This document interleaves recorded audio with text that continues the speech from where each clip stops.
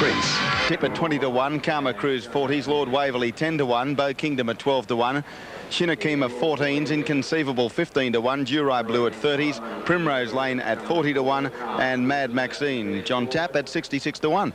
OK, Ray, one of them carrying the all-pink colours of the club over there at the start. In fact, that almost got under my guard. I'm blowed if I noticed that going to the barrier. It's number 8, Bow Kingdom. So you've got to have eyes in the back of your head. Now, Nigel Tiley has been able to snare a late ride on Periscope with Jim Cassidy on the sick list. Ken spoke with Nigel Tiley a little earlier. Well, talking to people earlier in the day, they tell me that horses that run well on the tramway have a very good record in this particular race. Well, I haven't been back through the records or anything like that, but the horse's work's been good. I've taken a tongue tie off him today to see if it'll improve his racing manners a little bit. And, you know, Brian gives him a pretty good show in the Epsom, so I think that he should be very hard to beat today. Yeah, he's a horse that can take a forward position if you need to, is he? He is, but he's possibly a little bit better if he's just allowed to settle off the pace and get his own way home. Good luck to you. Thanks, Ray. Nigel Tiley talking with Ray Hadley, not with Ken Callender. Old habits die hard.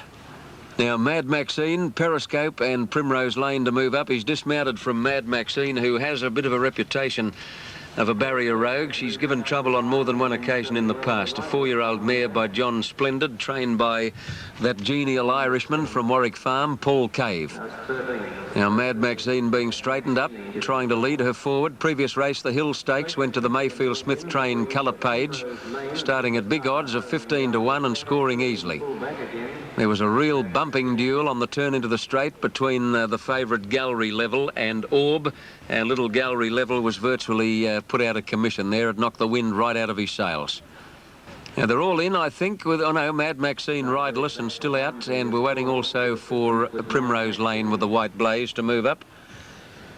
She's a rather hard mare to follow, Primrose Lane. She mixes the form a little bit, although her last 2 runs have been good. She won a race at Warwick Farm and then ran second on the same track to zip home at the Tuesday meeting there recently. Primrose Lane, one of Robert Sangster's beautifully bred mare by Century, and she'll be going to the stud shortly, I'm told. Now, here's the starter, Billy Dale, wearing a brand new hat, I might add. I've not seen him wearing headwear before, but he does look resplendent.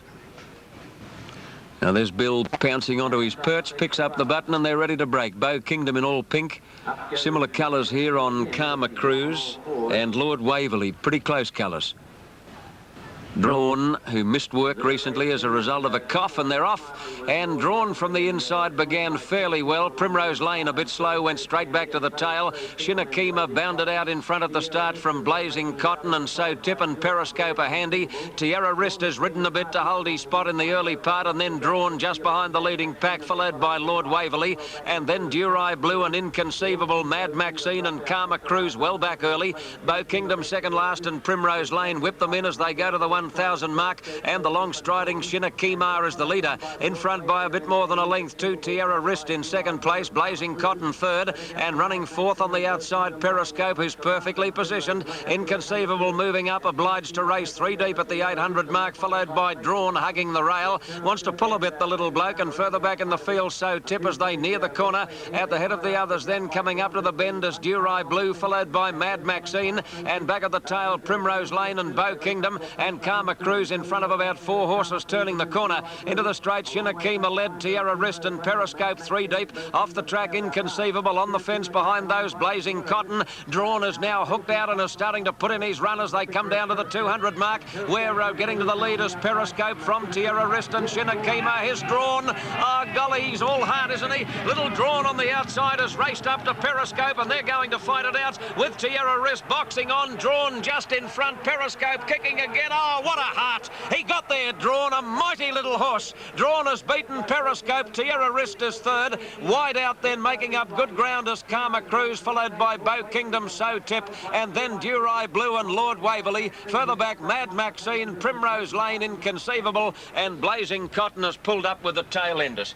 Excuse my coarse expression, guts, guts and more guts. Now, that little horse missed heaps of work recently. He had a cold. He had a very bad cold and he coughed for days on end. His trainer, Les Bridge, had to really go easy on him. Les pointed out to the press yesterday that the horse was a mile short of his top. A mile short. And he probably was, but he's got one thing that is a very rare commodity, and that's guts, brother, with a capital G. Did you see him stick out that little head and neck in the last 50 metres? Just coming to the line, 20 metres from home, I thought he was gonna give up, Little Drawn, because the other horse kicked Periscope, but he just seems to know where the line is. And look at him, strike me pink, knee-high to a hop-tail. Little tiny horse by Star Shower out of Penny Draw, trained by Les Bridge, ridden by Gavin Duffy. Gavin's an aggressive little bloke and he gets on well with Drawn. Ah, I love that little horse. OK, the last of the day at 4:55. Let's see what Ken Callender thinks of that. In the lucky last today, I'm going for Ronnie Quinton on TAB number 10, Super Asset.